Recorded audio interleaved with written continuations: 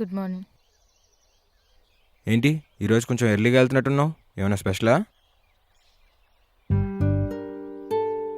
ఏ అడుగుతుంటే రెస్పాన్స్ లేదు?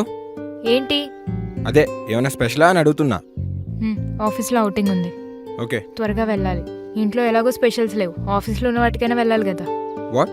Come again? నీకు వినపడింది సుబ్బు. ఎంతకాలం అని ఒక్కదాన్ని ఎదురు చూస్తూ కూర్చోవాలి? ఎదురు చూస్తూ కూర్చోవడం ఏంటి? అర్థం కాలేదు. అర్థం కాదు సుబ్బు, నేను పడే అవస్థ నీకు అర్థం కాదు. అసలు ఎప్పుడన్నా అర్థం చేసుకోవాలని ట్రై చేస్తే కదా నీకు అర్థమయ్యేది.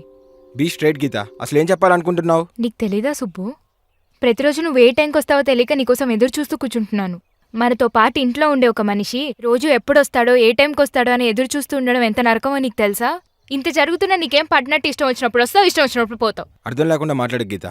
ఆఫీస్లో డెడ్ లైన్స్ ఉంటే నేనేం చేయను? డెడ్ లైన్స్ నీకు ఒక్కడికే కాదు బాబు, ప్రపంచంలో నువ్వు ఒక్కడవే జాబ్ చేయట్లేదు, మేము కూడా చేస్తున్నాం. మరి తెలుసు కూడా ఎందుకు అట్లా మాట్లాడుతున్నావు? ఎలా మాట్లాడుతున్నాను? అరే చిరాకు తెప్పించుకో పొద్దు పొద్దునే. That's all Subbu. నా బాధను అర్థం చేసుకున్నప్పుడు నీతో ఉండడం వేస్ట్. నేను నీతో ఉండలేను. ఉండలేకపోతే ఎలా? ఎన్నిసార్లు బెదిరిస్తావు? దేనికైనా లిమిట్ ఉంటుంది. అరే ఆఫీస్లో అంత కష్టపడి పనిచేస్తుంటే టైం స్పెండ్ చేయలేదని సెల్ఫిష్గా ఆలోచిస్తే ఎలా?